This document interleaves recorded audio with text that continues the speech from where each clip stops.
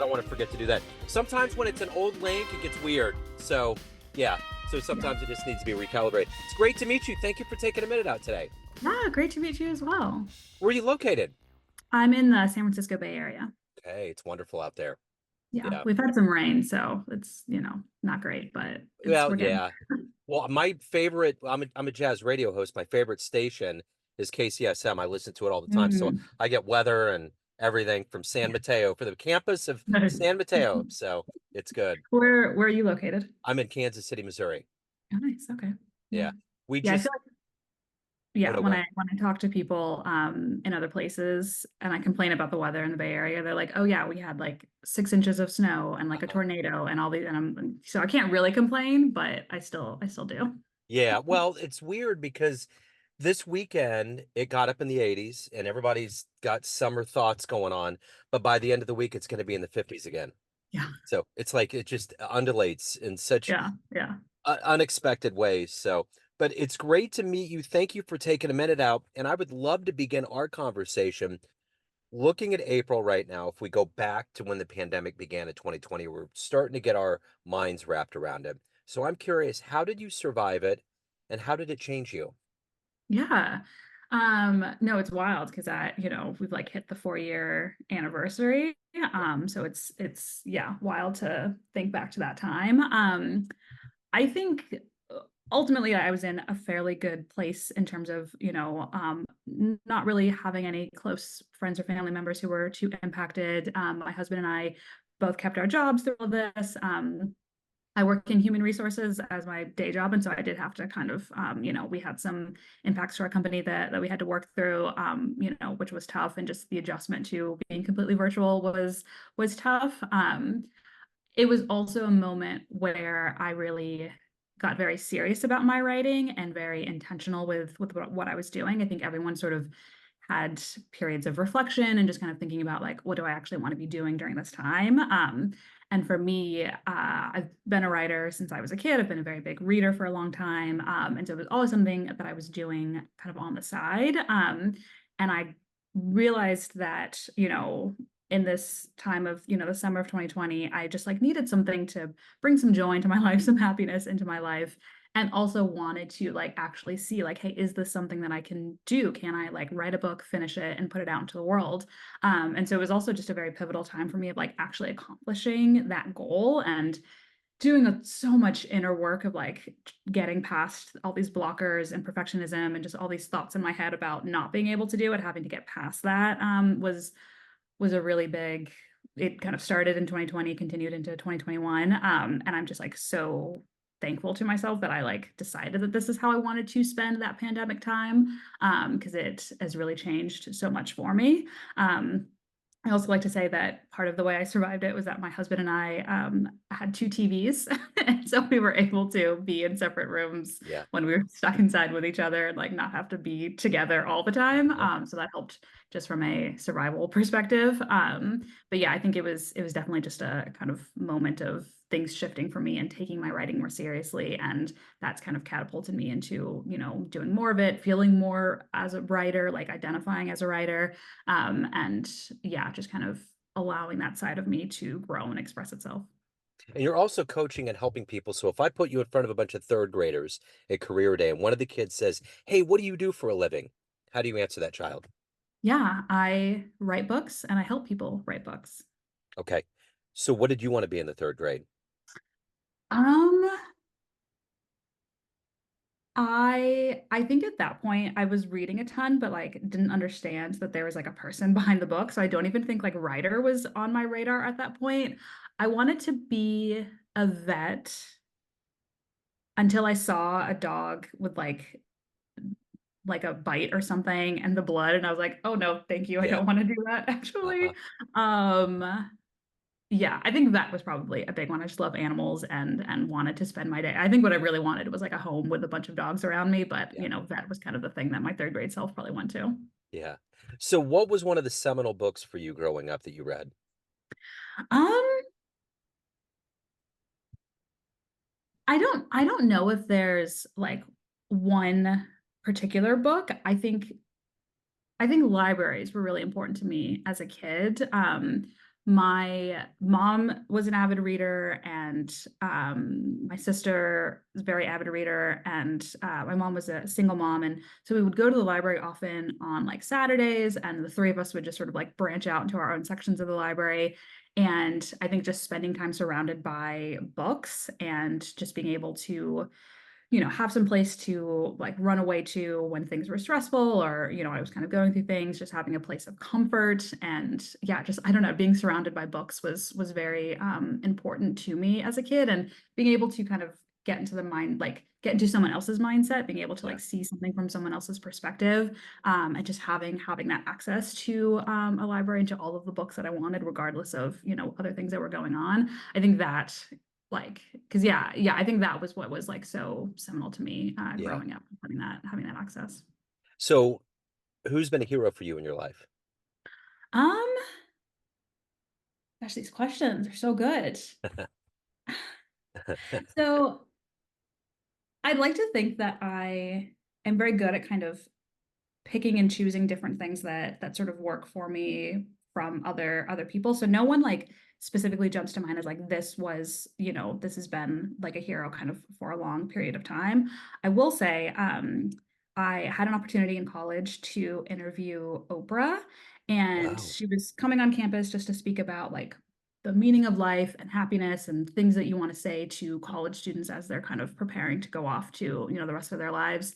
And something that she said that's always really stuck with me was, in any job that you have, find ways that you can take something, even if it's the worst job in the world, find something that you could take from that job to learn from and carry with you into the future. And I feel like that's how I've gone through life. It's just like picking and choosing the different things that are important to me, and then using that to kind of set up the person that I am now.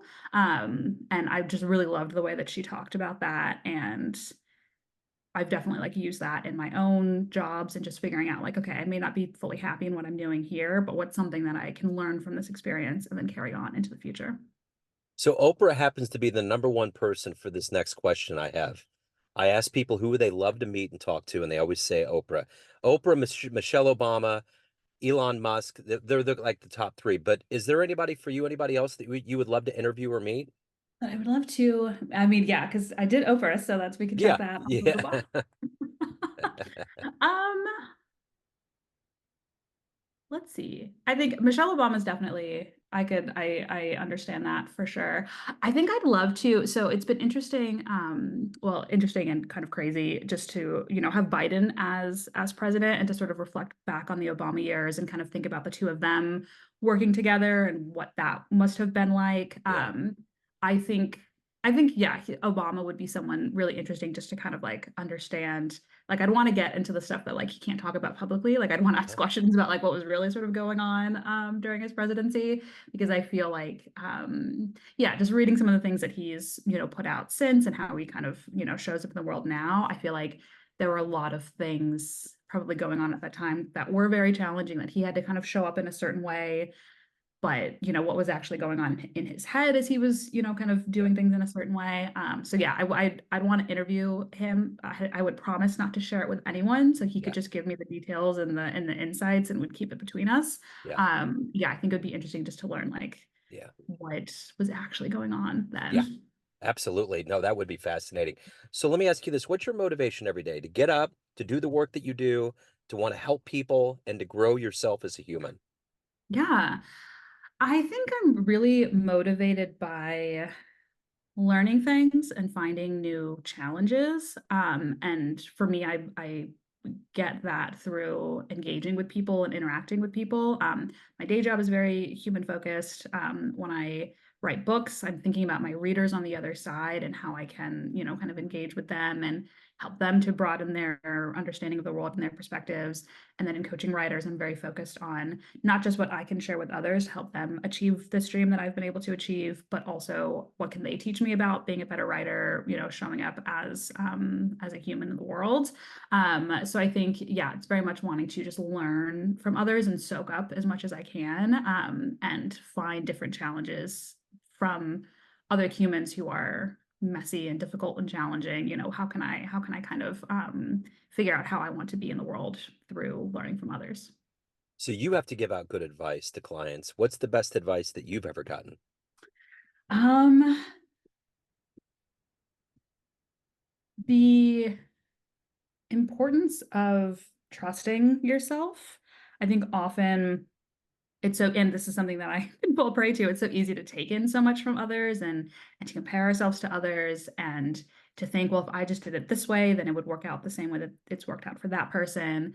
And I've heard from, a lot of people who have been doing this a lot longer than me that at the end of the day, they had to learn to trust themselves in order to make the decisions that they could feel good about. And so that's something that I'm, constantly working on of how can I, even if I'm hearing all of these different things, how can I get to a point where I'm trusting myself in the decisions that I'm making and quieting all of the other voices, even as I take in different perspectives and different, kind of ways of looking at things. Ultimately, I want to trust myself and trust the decisions that I'm making. So what's been one of the best fan letters you've ever gotten, or one of the best clients that you've ever coached and helped? Yeah. Um, so I'll answer two because I think with like fan letters, like a reader, telling me, writing into me with something positive, um, uh, just a reader who really resonates with the characters that I've created. Like the idea that I came up with something out of thin air. I pulled it Yep. out of my head. I put it onto the page. I put it into a book. I sent it out into the world. And now I have someone coming back to me saying, like, I loved these characters. I loved the story. Like, that's just like mind blowing how amazing that is. And so just that experience of being able to connect with readers is really powerful. And knowing that I have impacted someone's life in that way by giving them some joy and entertainment is really amazing. In terms of a client, I worked with a writer last summer, so it's really important for me. I'm a Black woman, and it's really important for me to write books that reflect my life experience, that reflect just the kind of people that I spend time with, and infusing that into my own writing. And that's something that I want to help other people of color, kind of share their stories and infuse their own lived experiences into their books. Last summer, I worked with a writer who had written a novel set in Nigeria. That's the country that she's from. And it was something she said at the beginning of us working together was that it was really important for her to interweave her culture into her novel. It was a romance novel.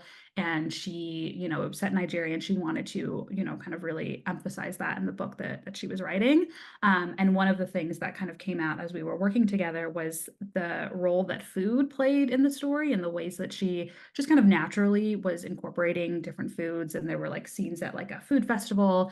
And as I was reading through, what she was writing, I was just like, I want more. I want more of this culture. I want more of these foods. Like, let's think about how can we create an experience for the reader where they're not just reading about the food, but they're smelling it, they're tasting it, they're sensing it. And so just really encouraging her. Like, I think she was surprised when I gave that feedback, like, let's do more. Yeah.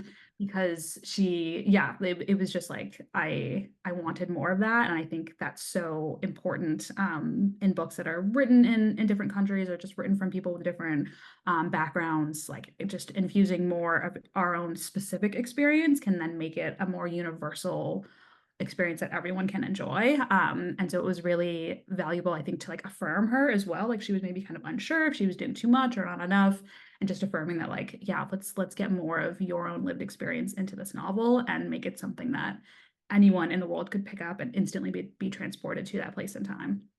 So what do you, of all the things that you've done in your life, what are you the proudest of? Um,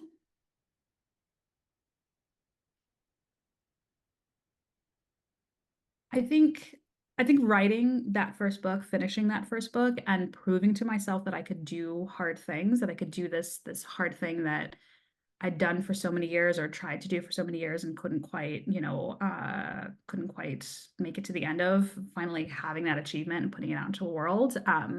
Yeah, has now made me be even more like, okay, what's the next hard thing? And honestly, like starting this business, working with the writers, coaching them, putting myself out there as an expert has been a very hard thing that I've had to do. But just knowing that I've done something hard before, I can do other hard things has helped to make it easier. So I think that was just a really important moment of, yeah, proving to myself that I can do hard things.